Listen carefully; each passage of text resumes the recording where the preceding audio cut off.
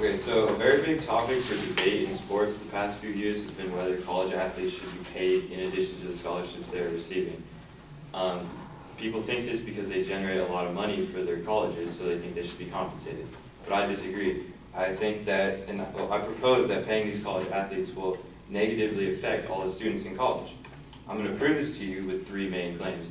First, about paying college athletes will cost all the other students more money.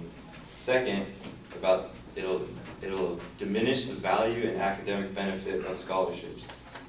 And third, I'll tell you how it will hurt students by increasing inequality among the students. So first, starting off with cost. According to an article in USA Today, only 23 out of 228 athletic departments at the NCAA Division I public schools generated enough money on their own to cover their expenses in 2012. So among these 205 other colleges that lost money off their athletic departments are major universities such as Rutgers, University of Cincinnati, Arizona State University. But you may be wondering what this has to do with students. Well, for example, according to that same article, Rutgers spent $28 million more than it generated, a deficit it covered with about $18.5 million from the school and $19.5 million in student fees. So if colleges were then required to pay these athletes, these costs would only go up. And I know as a student, I don't want my tuition or student fees to go up even more just to pay for a few athletes at the same college. And to elaborate a little more, Ann D. Neal, who is president of the American Council of Trustees and Alumni, told USA Today, polls are showing Americans think institutions need to reduce their tuition fees. And obviously to keep these athletic programs afloat, what they're doing is demanding more institutional funds and more student fees. This then takes me to the second main point, showing how the value and academic benefit of a scholarship will be diminished by this. According to a Sports Illustrated article written by Paul Daughtry, who is also a former professor at the University of Cincinnati, it costs $57,000 to go to Duke, $31,000 to attend Butler, and even a public school like the University of Texas costs over $35,000 a year if you're not from Texas. And to put that into perspective, the average yearly salary in the U.S. in 2012, according to the official Social Security website, was just over $41,000. These are just the costs for normal students to attend these schools, and they're already as much, if not more, than the average American's yearly salary. And as I pointed out in my first main point, these costs would only go up if colleges started to pay their athletes. But there's also another factor playing into this, and according to Jeffrey Dorfman of Forbes magazine, athletic scholarships at a major conference are likely receiving a package of education, room, board, coaching, and training worth between $50,000 and $125,000 per year.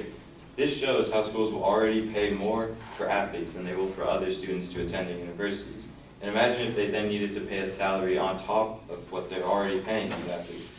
That's basically saying that the actual monetary value of the educational aspect of the scholarship means nothing to these athletes and to this school.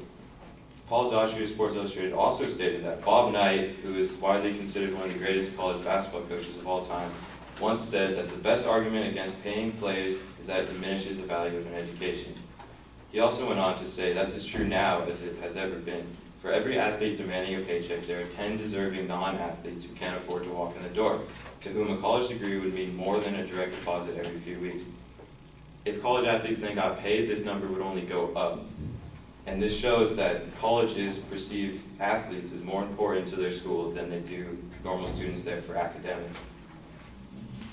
So then this goes into my third main point about how it will increase inequality among these students.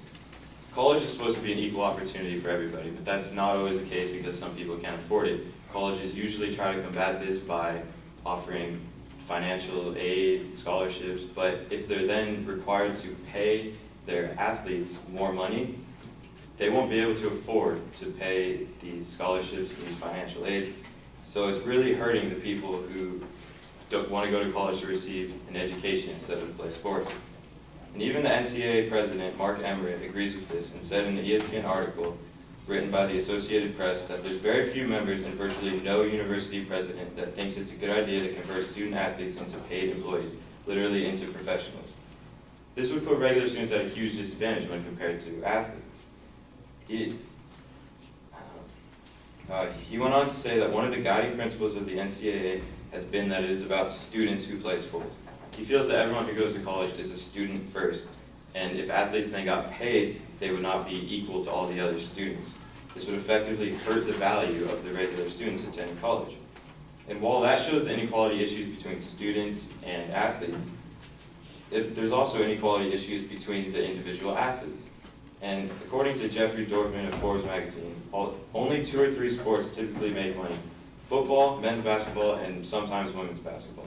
So if colleges start to pay their athletes, it's hard to imagine they would pay all the athletes the same. So if they chose to focus on the sports that made them revenue, it would really hurt the other sports, because they would have to spend their money to pay the athletes in their college or men's basketball, so they wouldn't be able to afford to keep putting on these athletic programs that cost them money. So they would probably reduce funding to, or maybe even cut the sport completely from their athletic department, and that would hurt all those students in that athletic department. They might not be able to attend college because they can't afford it without that scholarship. And if you still don't believe me, listen to Kirk Herbstreit, who's ESPN's lead football announcer and analyst, who said in a Bleacher Report article that paying college athletes would destroy college athletics. And all of what I said, starting out with how costs would increase if athletes were paid, to how the value of academic scholarships would decrease, to the inequality issues this would create, all proves that paying college athletes would negatively affect the students in college.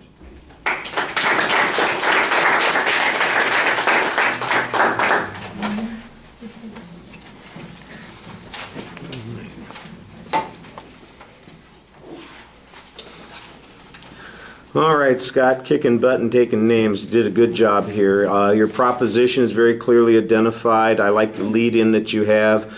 I think you could do a little bit more at the beginning, telling us, about the movement to pay athletes, who are advocates of it, maybe even citing some articles where people have promoted this idea, so that we know that it's not just people responding to it, that they're imagining something, that there's something real there. But other than that, everything was really solid. You had a very clear statement of your proposition, an excellent layout of what the supporting structure was going to be. As you got to each of those points, you signpost them very clearly, so nobody's going to get lost listening to your argument. That, I think, helps immensely from the beginning.